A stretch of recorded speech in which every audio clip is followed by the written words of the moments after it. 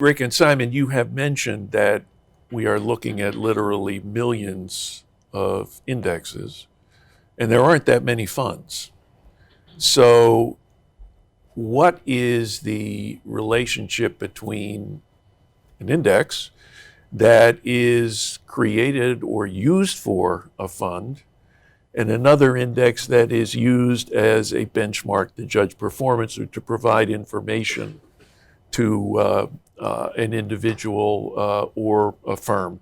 Is there an obvious difference between indexes that are created for informational purposes and those that are picked up to create funds? Can you tell the difference?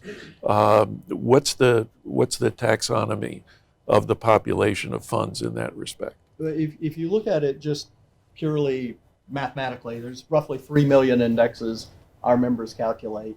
Last time I looked, there was about 7,800 ETFs globally. So clearly, looking at that, you will see that the bulk of the use of indexes is for benchmarking. One of the things that we hear a lot is, how can there be 3 million indexes? Well, a lot of them you will never see nor you will ever hear of, because they're custom benchmarks made for specific situations. You know, an asset pension plan wants to measure how their managers are doing against a very specific type of index, for example.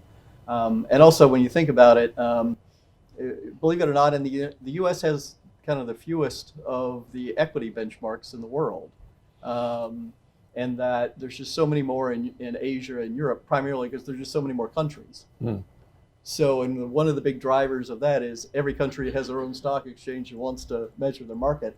Then you think about the sectors, the industries, and you start going down, you can see how that number gets very large very quickly. But it is benchmarking that was kind of the original use, and it probably still is the most common use. And that's where I think this confusion comes in between someone thinking the ETF and the index are the same thing. As far as can you tell in the beginning, it's difficult to know.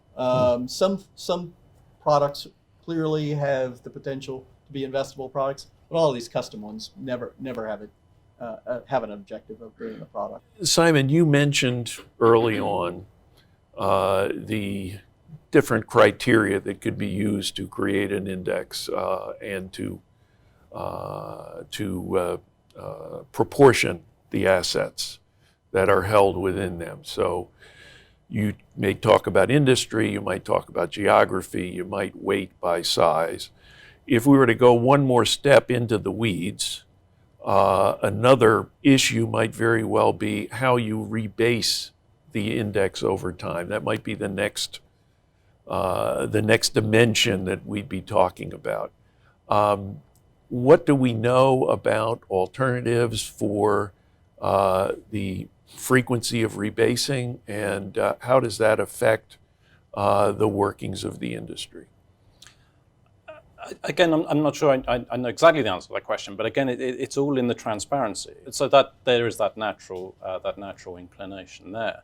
I think one of the other issues that I talk a little bit about is, and maybe also explains just the sheer number of different indices, is, although products sound the same, they can be very different investing experiences. So one area would be around the issue of emerging markets, and so some index providers may include, say, I think I talk about South Korea as both as an emerging market. Another one might call South Korea already a developed market economy. And so if you're investing in equity or bonds in those sectors based on that index, it's useful to know how the variation. It's crucial to know how that variation matters, I think, as well.